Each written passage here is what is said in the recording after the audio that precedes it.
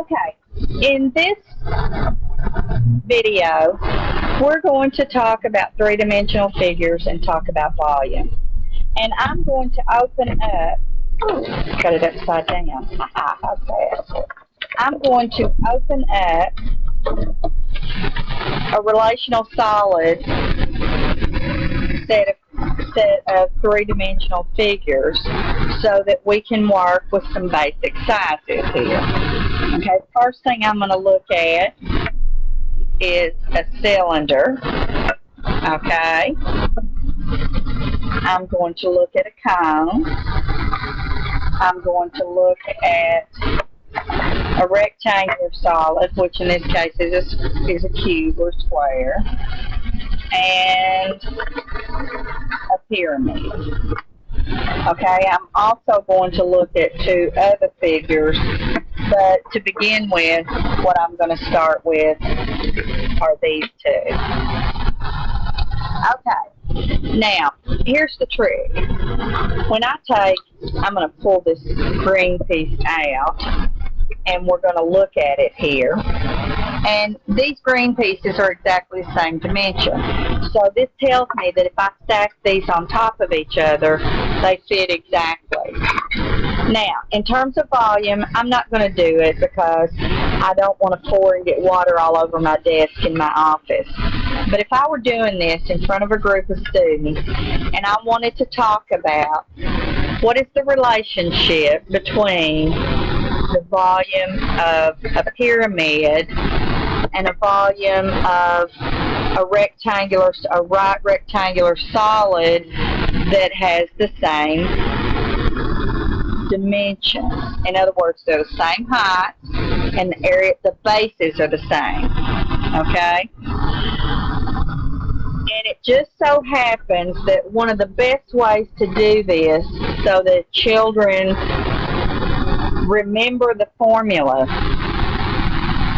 and what it means is by pouring water. So what I typically do is I say, when I'm working with students in the classroom, I say, okay, I've got these two figures, they're hollow. I'm going to fill this one up with water.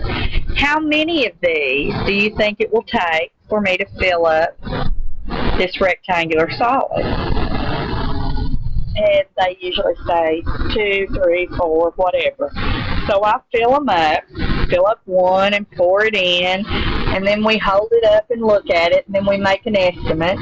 Then I pour another one in, and then we make an estimate, and then I pour the third one in. So what happens is it takes 3 of these to be 1 of these.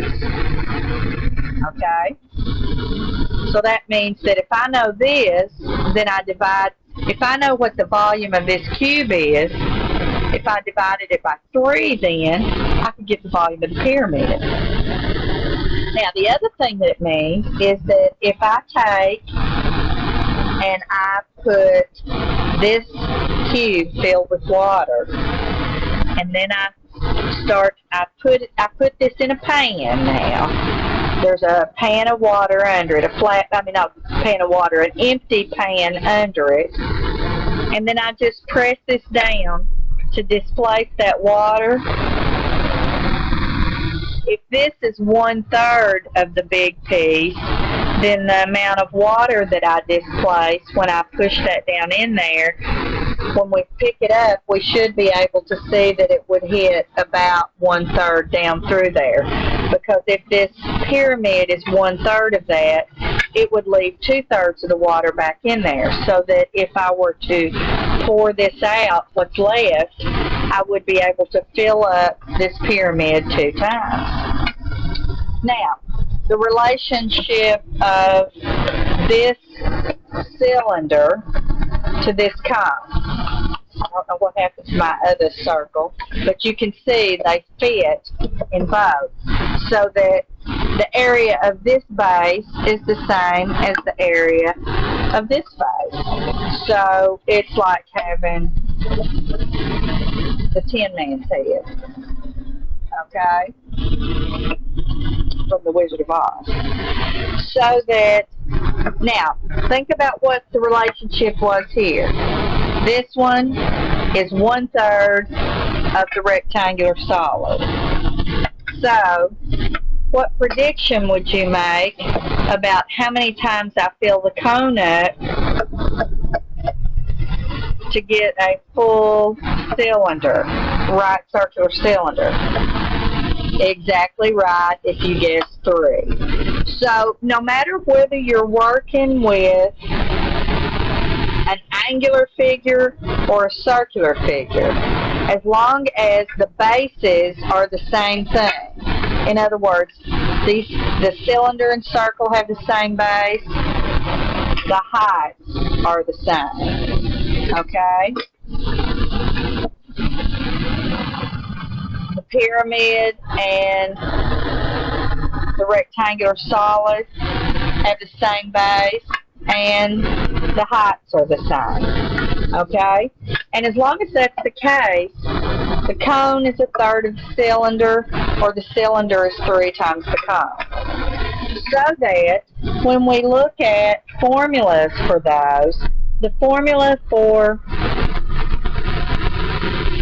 the rectangular solid is length, the volume equals length times width times height. Okay? Or typically the area of the base, because the length times width is the area of the base times the height. Okay? Now, the formula for finding the pyramid volume is 1/3 LWH. Okay?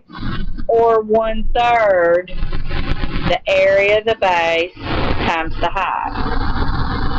Now, for the cylinder, I want to do a real quick little demonstration here for you, so you can see what the cylinder looks like. Because when I take and do this, okay, my height is the piece out here. The cylinder, the base is a circle, so the area of that base then, when I'm talking about finding the volume of the cylinder, okay, the area of the base times the height. It's still the same thing, but in this case, the area of the base, since over here the base was a rectangle or a particular one, which would be a square, the area here would be pi squared times the h. Okay? So that's where those formulas come from. And then the formula for the cone is 1/3 pi r squared h. Now, the other thing you need to remember is this. This 1/3 also means the same thing as these two numbers multiplied together and then divided by 3. Likewise, pi r squared h divided by 3. Or if you want it exact, it's r squared h divided by 3 and then the pi. Or you can put pi on the top, either one. Putting it in the middle or up with the numerator, either one is absolutely fine. Okay, and again, you know how to do these particular calculations, so all you do is substitute the values in and get the volume.